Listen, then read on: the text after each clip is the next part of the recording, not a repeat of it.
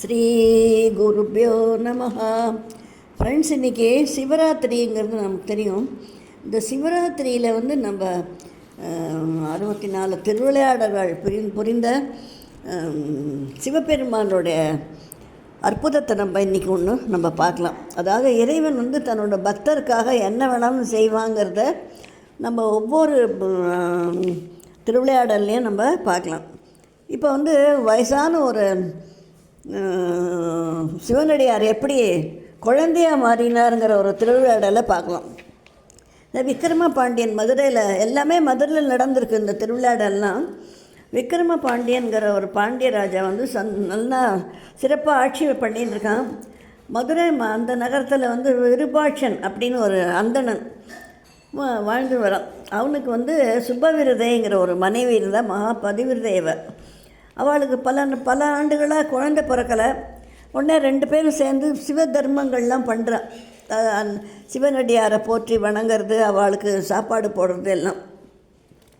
இந்த மாதிரி இருந்ததுனால அவளுக்கு கடைசியில் ஒரு நாளைக்கு ஒரு பெண் குழந்தை பிறக்கிறது. அந்த குழந்தைக்கு கௌரின்னு பேர் வச்சு வளர்த்துட்டுருக்கா. அந்த குழந்தைக்கு 5 வயசு தான் இருந்தது அந்த கௌரிக்கு. ஆனால் அந்த சின்ன வயசுலேயே பிறவி நோயை இப்போ போக்குறதுனா என்ன பண்ணணும்னு ஆராய தொடங்கியிருந்தான். ஏன்னா தெய்வ குழந்தை அது. உடனே தன்னோட தகப்பனார்கிட்ட போய் இந்த பிறவியை ஒழிக்கிற திவ்ய மந்திரம் ஏதாவது எனக்கு சொல்லுங்கன்னு கேட்குறது. உடனே அந்த 5 வயசு குழந்தை இப்படி கேட்குறதுன்னு அந்த தந்தைக்கு, விருபாட்சனுக்கு ரொம்ப ஆச்சரியமாக இருக்குது. ஆனால் சந்தோஷமாக தன்னோட மகளுக்கு பராசக்தி மகாமந்திரத்தை அன்போடு உபதேசம் பண்ணுறான். இதை கேட்ட உடனே கௌரியும் ரொம்ப ஸ்ரத்தையாக அந்த மகாமந்திரத்தை ஜபம் பண்ணிகிட்டே வரா. கொஞ்ச நாளாக இருந்தால் அவளும் வயசாகிடுது. அந்த கௌரிக்கு ரொம்ப அழகானவளாக இருக்கா. கல்யாண வயசு வந்துடுது.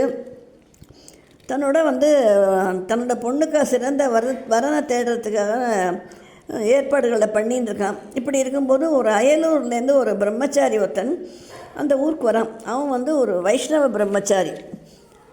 அவனுக்கு அவனை பார்த்த உடனே, ஏன்னா அவனோட குலம் கோத்திரம் எல்லாத்தையும் ஆராய்ஞ்சிட்டான். ஒன்று தான் அது அவளை கொத்து வரல. ஏன்னா இவ வைஷ்ணவம், இவ சைவர், அவள் அந்த பையன் வைஷ்ணவம்.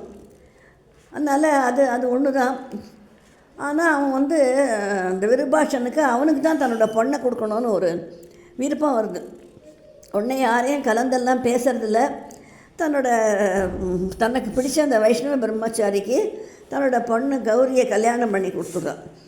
முதல்ல அவள் இந்த மாதிரி பண்ணுறதை பார்த்தோன்னே அவனோட மனைவி சுப்பவிரதையும் சொந்தக்காராலும் ரொம்ப கவலைப்படுறான், இந்த மாதிரி பண்ணுறாளேன்ட்டு.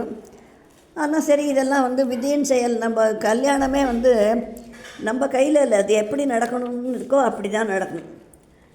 ஏன்னா பாக்கியெல்லாம் அவனுக்கு பிடிச்சிருந்தது அந்த விருபாட்சனுக்கு. கடைசியில் ஒரு வழியாக இந்த மனைவி சொந்தக்காரெல்லாம் ஒத்துக்கிறாள். வேத கோஷங்கள்லாம் முழங்க விவாகம் நடந்தேறுது. அதுக்கப்புறம் நிறையா சீர்வரிசையோட மகள் தன்னோட பொண்ணு கௌரியை அவனோட ஊருக்கு அனுப்பி வைக்கிறான். அந்த வைஷ்ணவ பிராமணன் மனைவி கௌரியோட தன்னோட வீடுக்கு போகிறான். பார்த்தா அந்த வைஷ்ணவ பெற்றோர் மகனோட செய்கையை பார்த்து கவலைப்படுறான். ஏன்னா சைவம் எல்லாத்தையும் ஏற்றுக்கிறது, வைஷ்ணவத்தில் சில பேர் தான் ஏற்றுப்பா. நம்ம அந்த பொன்னியின் செல்வனில் பார்த்தா அந்த ஆழ்வார்க்கடியன்லாம் ரொம்ப தீவிரமான வைஷ்ணவ பக்தன். அந்த மாதிரி சில பேர் தீவிரமாக இருப்பா. அவள் அந்த மாதிரி இருக்கா. பார்த்த உடனே அவளுக்கு கொஞ்சம் மனசு கஷ்டமாக இருக்கு. இந்த மாதிரி சிவகோலத்தோடு அந்த கௌரி இருக்கும்போது அவளை பார்த்த உடனே அவளுக்கு ரொம்ப வருத்தமாக இருக்கும். அவளை ஒதுக்கியே வச்சுடுறா வீட்டில். ஒரு நாள் எல்லாருமா பக்கத்து ஊரில் ஒரு கல்யாணத்துக்கு போக வேண்டி வருது. சரின்னு அவளை வீட்டில் தனியாக விட்டுட்டு வீட்டில் பூட்டின்ட்டு போயிடுறா எல்லோரும். இந்த மாதிரி தனியாக இருக்கும்போது தான் நம்ம பல வாரம் நம்ம யோசனை பண்ணுவோம், பிள்ளையார் தனியாக உட்காந்துருப்பேன். ஆனால் இவ சிவ மந்திரம் உபதேசம் வாங்கிட்டு இருக்கா உமாதேவியோடு. அதனால் அதை சொல்லிட்டு ஒரு சிவனடியாரை பார்க்க முடியலையே நம்மளால், அவளுக்கு சாப்பாடு போடலான்னா அப்படின்னு கவலைப்பட்டுருக்கா. அப்போ அந்த பக்தையோட கவலையை போக்குறதுக்காக மதுரையில் இருக்கிற சோமசுந்தர பெருமாள் ஒரு சைவ கிழவர் போல் உருவம் வச்சுட்டு வரார். சிவ சின்னங்கள்னு சிறந்து விளங்குறது. வயசான வேதியராக சிவபெருமான் கௌரி வீட்டுக்குள்ளே வரார். கௌரி ரொம்ப அன்பாக அந்த அந்தணரை முதியவரை வரவேற்று உபச்சாரம் பண்ணுறார். வேதியர் தான் பசியோடு வந்திருக்கேன், எனக்கு சாப்பாடு போடுன்னு கேட்குறார். அப்போ அந்த கௌரி சொல்கிறா, வீடு பூட்டப்பட்டிருக்கு. அதை பற்றி கௌரி ரொம்ப வருந்துறா. இதை பார்த்த உடனே கழவர் நீ தொட்டால் போகிறோம், பூட்டு திறந்துக்கும் தானே அப்படின்னு சொல்கிறார். சரி, நான் அவள் தொடரா பூட்டு திறந்து விடுறது. உடனே அடுக்கலையில் போய் கௌரி சமைக்க ஆரம்பிச்சுட்றா. அவளுக்கு என்ன சமையல் பண்ணணுமோ எல்லாம் பண்ணி சிறந்த உபச்சாரம்லாம் செஞ்சு சாப்பாடு போடுறா. இந்த வேத பிராமணர் ஊரில் வந்திருக்காருன்னு சோமசுந்தர பெருமான் அவர் சாப்பிட்றார்.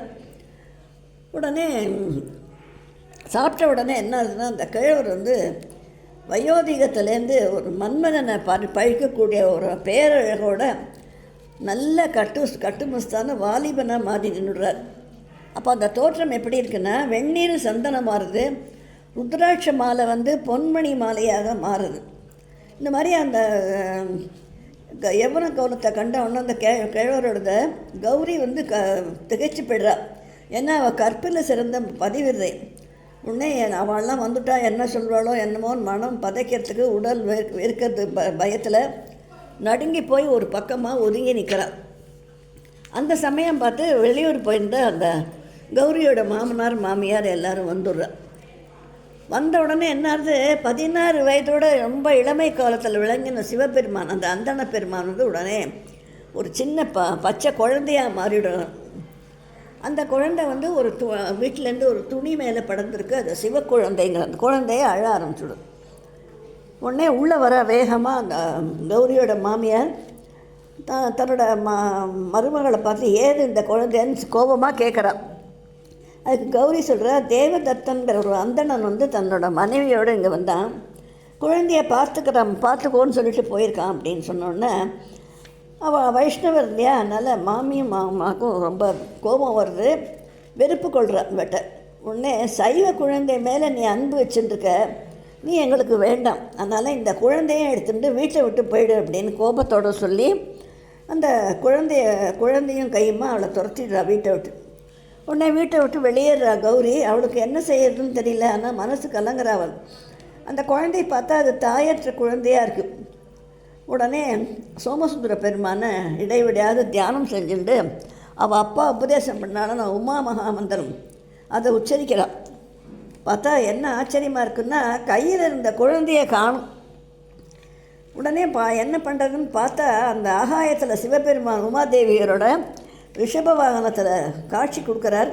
இந்த காட்சியை கண்ட உடனே அவள் அப்படியே சிவானந்த கடலில் மூழ்கிடுறான்.